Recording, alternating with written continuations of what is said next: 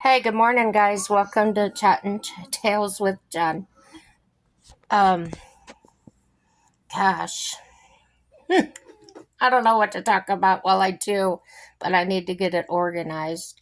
First of all, if you have a scar, may you may already know this, but if you don't, I have a scar and it's stinging. So, I want to show you my remedy for that. So there's the scar. This is the top of my knee, and it's stinging right there. So, what I'm told is it can attach inside. So, what I'm doing is relieving that, and it does feel better after doing that for a few minutes. So, yeah, I've been trying everything lotion. I didn't know if it's on the outside, but I think it's on the inside.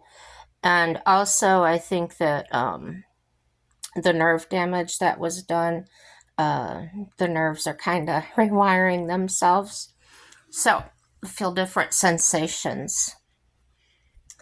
Um, I posted the last update on my husband's condition, and someone commented on that video that it's my video has no relevance or whatever.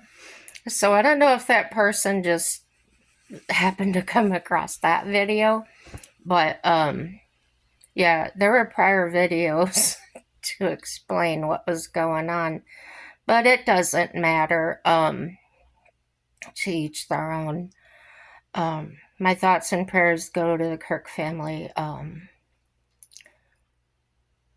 I can't go too much into it because you guys know how I am. I'm so sensitive and I care about people. So what's mostly bothering me is uh, the children's the children witnessing um, things going on, and also the aftermath of the rudeness of people that don't respect the children enough um, to keep those comments and things that they're saying that are so negative off of social media. I'm glad to see that there's consequences and repercussions for what they're doing. Um, don't think it solves it, but it helps. As a person, my father was mentally ill, and um, but we related in ways that I stretched my mind and my heart to understand and relate to the way he thought and the way he talked. And he was very intelligent, a very high IQ. He had a very deep, deep love for animals and kids. Um, he did not tolerate anybody hitting a child or a animal. Um, if he saw a child being spanked too much, it bothered him immensely. He wasn't against discipline. He wasn't against a little slap on the hand or a spank on the butt, but it was the too much, the extreme. And I can think of him now, if he were here looking at the Kirk situation and what happened, he would be so concerned with the children, and then the wife, and then the rest of the family. I'm kind of glad he's not here to see that. That would be so upsetting to him, and he would make him angry. Um, yeah, so that's about all I can say about that. I think his wife is extremely full of courage and bravery definitely a warrior. And I thank our Father for that, because without him, she might not be able to hold up so well. Um, it's devastating, but if you're a believer, as she is, and as I am, and as many people are, it's a tragedy, but it's tragically beautiful. If Jesus was here, they would have done it to him too. It wasn't about him personally, it was about what he represented and what he was chosen to do here. And God's timing is always perfect. He did not cause this to happen. God gives us all free will. It wasn't because God didn't intervene. It wasn't because um, of things that the negative comments are saying. I'm not going to repeat those. Whatever it is, it will turn out for our good. And I believe that Mrs. Kirk believes that. And it maybe not those words, but she knows. And doesn't make it hurt any less, but it helps. It helps to, in my thinking, it doesn't feel pointless. It doesn't feel like a victim mentality. Um, there's a lot. She still has part of him in her children. Um,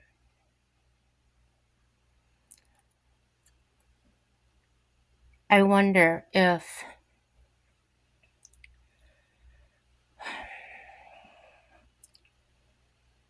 I'll just say it this way. I saw a video of a man with boxes stacked up. He was in a chair, and he had printed on the sides of the boxes that he deserved it and things like that. And the man did look old enough to have grandchildren. And all I could think of was his hatred was so much greater than his love, um, even for his own family, is what that represented to me. Um, People like that saying that to me would make them seem that if somebody in their own family disagreed or couldn't talk or couldn't agree with them, that maybe they would have done the same to them. And would you be celebrating it? Um, I don't know. But it gives me the impression that they would. It's sick. On the other, another thing that's a big topic is the abortion. I personally feel that the government needs to stay out of women's private parts and private lives. What goes on in their life um, is between them and God.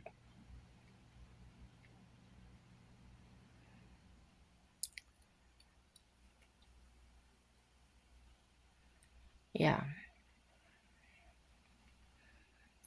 Too much government, in my opinion, infiltrated our schools and our doctors' offices and things like that. I had a really good doctor back in Indiana, and he was chastised by many other doctors because, oh, and his nurses. I went in there, I didn't have insurance at the time, and she went to chart some things that were going on with me, and he told her, don't put that in there. And she says, oh, we have to. He says, no, we don't.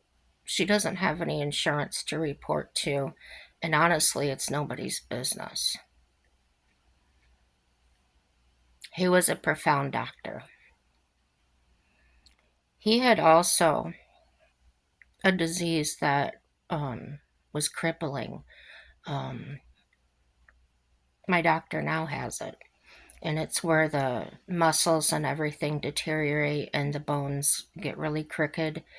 Um, he actually cured himself, and or was in the process of curing himself, and he had pictures of how he started, which was on he had braces on his legs and on his arms to hold himself up. um, those cuff crutches. And he took pictures at every stage of his growth. And he was actually standing and moving, and had the appearance physically of a normal man. He wrote a paper on it. And when the other medical people, the medical board, I don't remember what he told me, when they found out about it, they made him stop. They took it all away. They took his research away, um, and told him that if he continued that, he would be brought up on charges.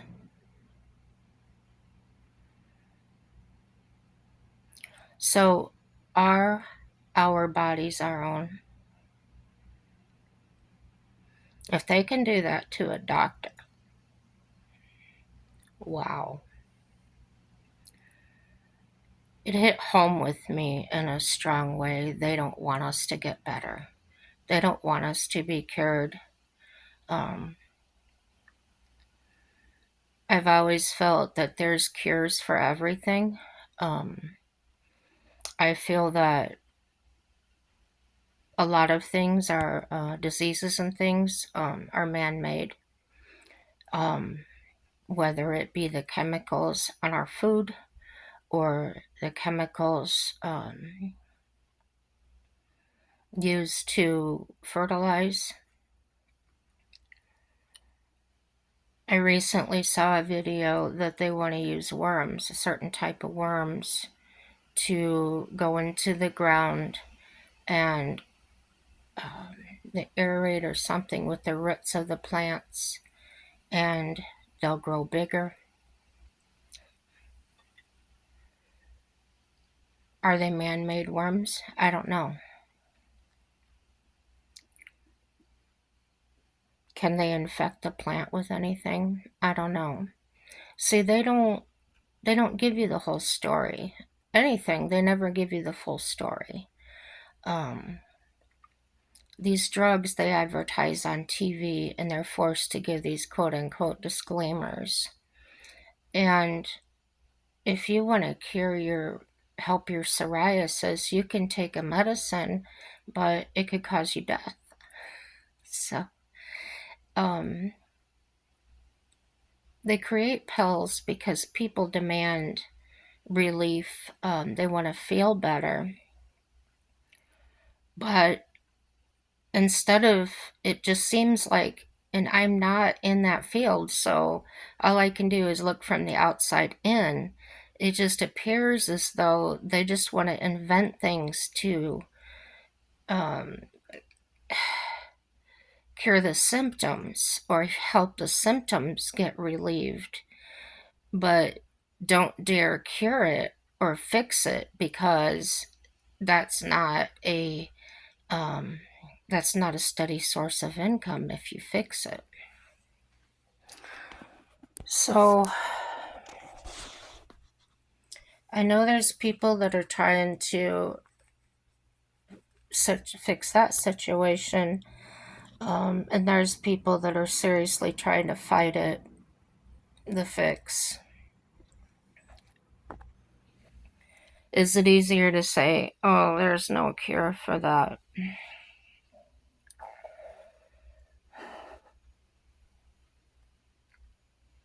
I've helped my own body. with different, and there's always something with me. It's one thing after another. But if I listen to it, if I really pay attention to how it reacts, for instance, my back's been hurting me lately in a particular spot that I fear it's my kidney. So I stopped drinking everything but water. And the pain subsided for a little while, but it came back, and it came back worse. So that wasn't my fix. It didn't just need to be flushed with water. Now I am in kidney failure, so don't think this isn't for you that are healthy and need to drink water. That's fine. Um, I am on a limited fluid intake. I can only have like a liter and a half of fluid a day. So that's almost a 2 liter. As comparison, it's only 2 liter a pop. Um, but I drink more water and more tea than anything else. I love to have soda. Um, I'd love to drink it all day, every day, but now I limit myself to one. I can have one. Um, yeah. If if I have a drink with dinner, it's a little over a measuring cup of milk. And that's 2%. If I have milk and I have cereal and I have milk in it, that contributes towards my liquid for the day. So it's, you got to select, and I really have to be conscious of everything I'm putting into my body. Um, I use regular sugar. However, I don't put it on my cereal. I use fresh fruit to sweeten my cereal. Um, and I just eat plain bran flakes for the fiber. And so I can have non decaf coffee, um, bowl of cereal, and that takes care of about, let's say, 2 cups of fluid for the day out of my liter and a half. So to stay hydrated all day, I get this cup, which is kind of big, about as big as my head. um, and that's my ice water, and I just kind of sip on that. When I go to the pool, when I do a lot of walking, things like that, I get so thirsty. Um, my tongue will actually start sticking to the inside of my mouth. So I take something with me all the time. Um, just, it's a trip. The reason my mouth is so dry all the time is the kidney failure. It causes your your salivary glands to produce less. Um,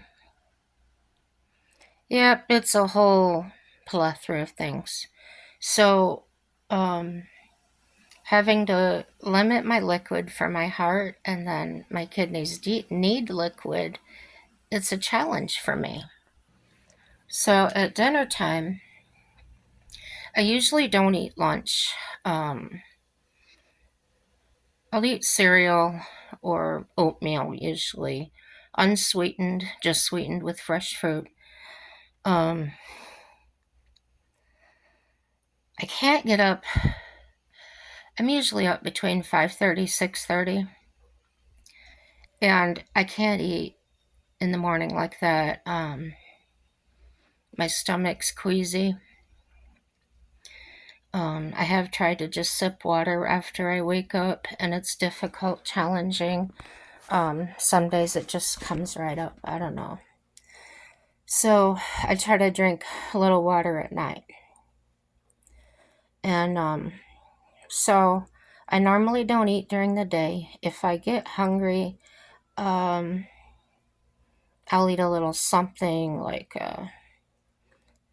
hardly anything. I don't know. I get cookies with mom's meals. It's an individually packaged cookie. I know that I've had that like at lunchtime to take me over their oatmeal raisin or something. Um,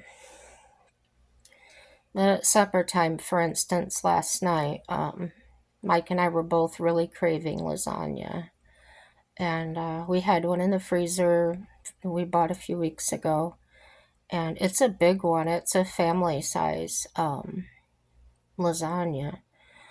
And it's just him and I. So the serving size on the package was 1 cup.